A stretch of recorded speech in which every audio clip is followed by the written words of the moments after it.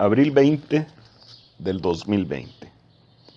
Tema: la salvación y el coronavirus. Vivimos tiempos de una pandemia que está causando estragos en todos los estratos sociales y que los gobiernos del mundo por todos los medios están tratando de que haya el menos número de muertes posibles en la población. El nombre de esta pandemia: coronavirus o COVID-19. Diversas hipótesis se mencionan como el origen de este virus, desde el haber comido un murciélago contaminado, un chino, hasta complots entre potencias mundiales que quieren causarse daño entre ellas. En realidad, desde el punto de vista divino, el origen de todo mal que afecta a la humanidad se remonta a nuestros primeros padres, Adán y Eva, en el huerto del Edén, donde la desobediencia al mandato de Dios trajo consecuencias terribles que hasta nuestro tiempo seguimos teniendo en todo el mundo.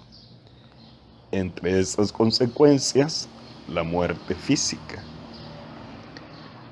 Dios no da lugar al mal, ni da origen a lo malo, ya que como el libro de los principios, el Génesis, nos dice, todo lo que Dios creó fue bueno. Lo malo existe por el pecado, cuando el hombre sigue sus propios caminos, haciendo a un lado a su creador. Sin embargo, y a pesar de la necedad del hombre de no obedecer a Dios, es el deseo de Él que nadie se pierda, que nadie sea condenado, que nadie muera. Dice Dios en Ezequiel 33:11, no deseo la muerte del impío, sino que se arrepienta de su mal camino. Dios, en tiempos difíciles, manifiesta su misericordia. No ha dejado de hablar a los hombres muchas veces y de muchas maneras, dice Hebreos capítulo 1, versos 1 y 2. Hoy es el día de salvación, dice también Dios. Muchos se aferran a seguir viviendo físicamente en medio de esta pandemia y es lo correcto. Sin embargo, ¿por qué no aferrarse a buscar primero la vida eterna? Es Dios quien por medio del Evangelio da la vía de escape a la destrucción y a la muerte. ¿Cuál es ese plan? Primero, es oír el Evangelio de Cristo, el Evangelio de salvación, según Romanos 10:17 y Romanos 1:16, donde dice el apóstol Pablo, no me avergüenzo del Evangelio porque es poder de Dios para salvación. El Evangelio son las buenas nuevas, que Cristo murió por nosotros, que fue sepultado y resucitó al tercer día. ¿Por qué esto es una buena noticia, que Cristo haya muerto en una cruz? La razón es que éramos nosotros quienes merecíamos morir por nuestros pecados en la cruz del Calvario. Sin embargo, Cristo, por amor, puso su vida por cada uno de nosotros. ¿Y por qué es buena noticia que Él haya resucitado de los muertos al tercer día de haber sido crucificado? Porque creemos que si Él murió y resucitó de entre los muertos, Él también nos resucitará. ¿No son estas buenas noticias? El segundo paso hacia la salvación es creer. Hebreos 11:6. ¿Crees que Cristo murió por ti? ¿Crees que Cristo resucitó de los muertos? Si tu respuesta es sí, puedes avanzar al tercer paso de salvación. Y esto es el arrepentimiento. Dios quiere también que te arrepientas. Es decir, que cambies tu manera de pensar. Que ya no pienses como crees tú que es lo mejor en tu vida, o pensar como el diablo quiere que pensemos. Es cambiar nuestra manera de pensar a la manera como Dios piensa. El arrepentimiento es dejar el camino ancho que lleva a la perdición, que es el camino del pecado, y cambiemos al camino estrecho que lleva a la vida eterna. Dejar el pecado es dejar hacer lo malo para hacer lo bueno, lo que dice Dios. ¿Estás arrepentido de algo malo que hayas hecho?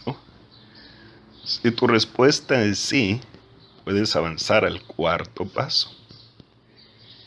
El cuarto paso consiste en confesar que Cristo es el Hijo de Dios. Antes de dar el último paso,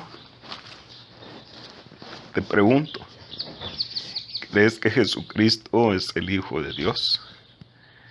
Si tu respuesta es sí, estás listo para el último paso en el plan de Dios para salvación.